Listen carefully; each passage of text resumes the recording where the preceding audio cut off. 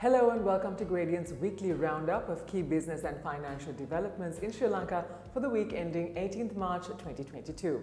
I'm Roshaan and here are the top stories for this week. Finance Minister to IMF in April, visit to India comes first. Rupee depreciation starts to bite. Limited fuel supplies, power cuts and gas shortages continue.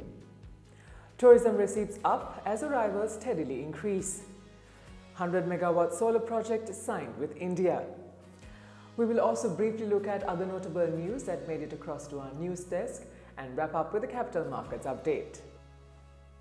In our main story this week, on Tuesday, the Cabinet of Ministers allowed Basil Rajapaksa, Minister of Finance, to engage with the IMF in April to seek technical support in finding solutions for the current economic crisis in the country.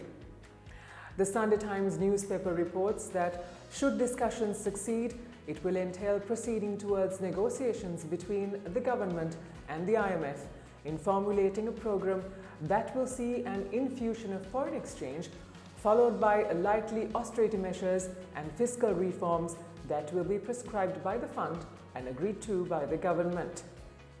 Such news comes amidst IMF's Asia-Pacific Director Changyong Rhee visiting Sri Lanka to brief President Gotabaya Rajapaksa on its staff report, where it had warned that the economy could implode unless the budget deficit and money printing is not contained.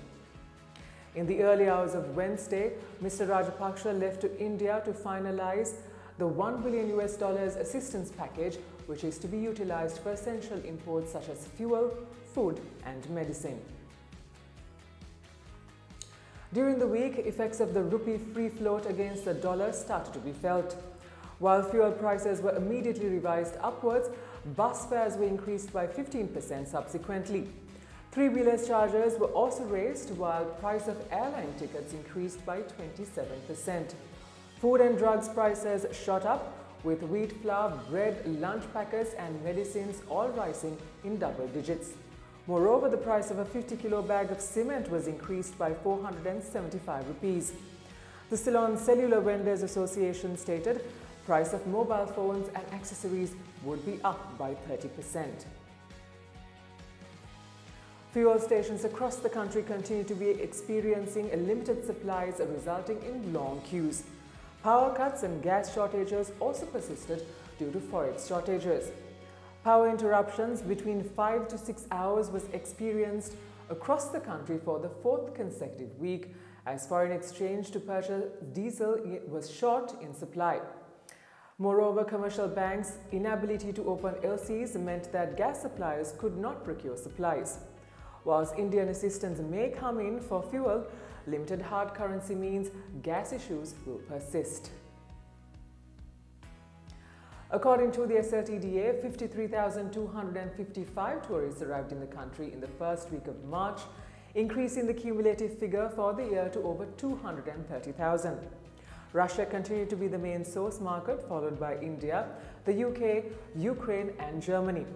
According to the central bank, tourist receipts increased to $583 million in the first 2 months of this year, with $314.5 million coming in February alone. Earnings in the first 2 months of 2021 were only $16.4 million. The Ceylon Electricity Board and India-based NTPC Limited entered into a joint venture to develop a 100 megawatt solar power plant at Sampur in Sri Lanka. In other news, the central bank allowed local suppliers of exporters to be paid in foreign currency. The Gazette notes that payments to local suppliers are permitted under the provisions of the Foreign Exchange Act No. 12 of 2017 for the purchases related to the particular export of goods and or services.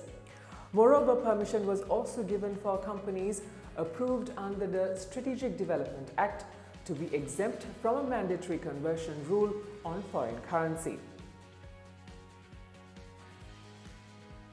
The Manufacturing Purchasing Managers Index was 52.5 in February. Variables such as production, stock of purchases and employment declined, while suppliers' delivery time lengthened on a month-on-month basis. The service sector PMI was recorded at 51.8. There were marginal increases in sub-indices, new businesses, business activities and expectations for activity. PMI of over 50 is generally considered as expansion on a month-on-month basis. And now let's take a look at the weekly movement of the All Share Price Index and the S&P SL Index 20 Index at the Colombo Stock Exchange.